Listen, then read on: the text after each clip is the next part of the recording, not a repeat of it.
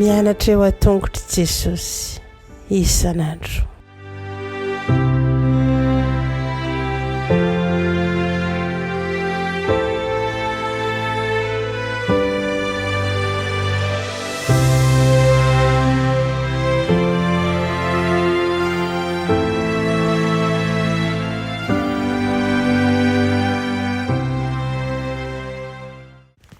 Faly miarabantsika tsirairay avy indray tonga eto amin'ny fandraisana ny lesona ho an'ny lehibe amin'ity anio ity efa liana hatrany ny mizaran-ten'Andriamanitra ao antsika ary amin'ity herinandro vaovao ity dia irenay tokoa raha andray vokatsoa amin'ny fianarana ny lesona ianao.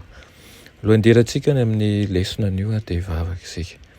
Andriamanitra tsara ny isan'andro mbola misaotra anao izahay noho ny amin'ny fotoana izay omenao anay. Misaotra ihany koa ny amin'ny teninao izay horaisina ankehitriny mangataka aminao mba hiteny manoloana anay ankahery anay ihany koa ary ihany koa hampianatra zava-baovao manoloana anay. Naran'i Jesosy, amen. Lohateny lesonantsika androany dia manao hoe ny andro iray ao an-kianjanao dia tsara noho ny arivo. Ny salamo fa 420 no diniantsika an'io izay milaza makasika an'izay lohateny izay ihany koa.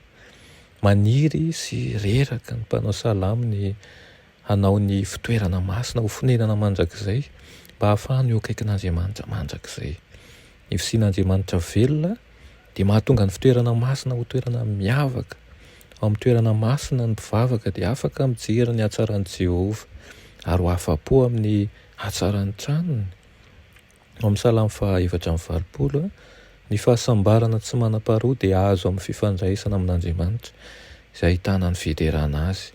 Ny fahazahoana hery aminy ary ny fahatokiana azy. Ny fitoerana masina ny toerana iveloman'ny fifandraisana toy izany amin'ny alalan'ny fanompam-pivavahana sy ny fiarahana amin'ny mpiray finoana. Ny fanatrian'Andriamanitra velona ao amin'ny fitoerana masina dia manome ny mpivavaka amin'ny fahitana ny fanjakan'Andriamanitra be voninahitra sy ny tsiron'ny fiainana mandrakizay. Iza koa ary no afaka mitahy ny fitoerana masina. Ny fitahian'Andriamanitra dia lazaina fa miposaka avy ao amin'ny fitoerana masina izay omena voalohany amin'izay manompo ao amin'ny fitoerana masina avy eo amin'ny mpivahiny makany amin'ny fitoerana masina ihany koa ary amin'ny farany dia tonga any amin'ny toerana masina izany hatrany amin'ny farany tany. Ny fiandrasana ny fihaonana amin'Andriamanitra ao amin'ny fitoerana masina dia manamafy ny finoan'ny mpivahiny ihany koa. Mihamale miaza ny tanjaky ny mpanao dia lavitra noho ny enta-mavesatra ny dia tena mandreraka anazy. Miaraka amin'ireo mpivahiny ho any amin'ny fitoerana masina dia mitombo ny tanjany rehefa manakaiky kokoa ny fitoerana masina izy.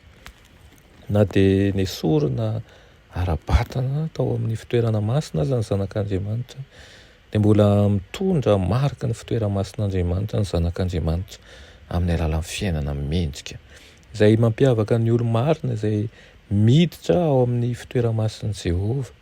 Antsoina hoe masoandro ny tompo izay mampiseho fa mipiky mipaka hatrany amin'ny farany tany ny fitahiana avy amin'ny fitoerana masina toy ny tara-pahazavan'ny masoandro. Noho izany ireo izay miara mitoetra amin'Andriamanitra amin'ny alalan'ny finoana dia mahazo ny fahasoavana.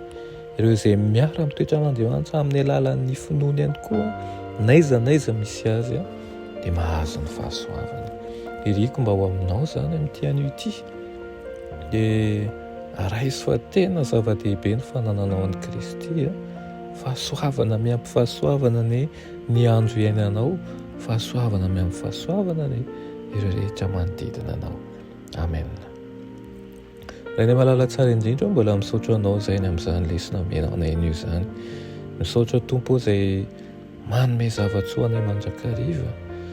Tompo, raha izahay sy izao ihany dia tsy mendrika anao. Izany ny talaonay feno aminao mba hanavozanao anay amboary ho amin'ny sitraka ao izahay ary irao ihany koa hamita ny afatrao isory ny fisainana malaindaina rehetra ary omeo fo matoky anao hatramin'ny farany. Anaran'i Jesosy, amen.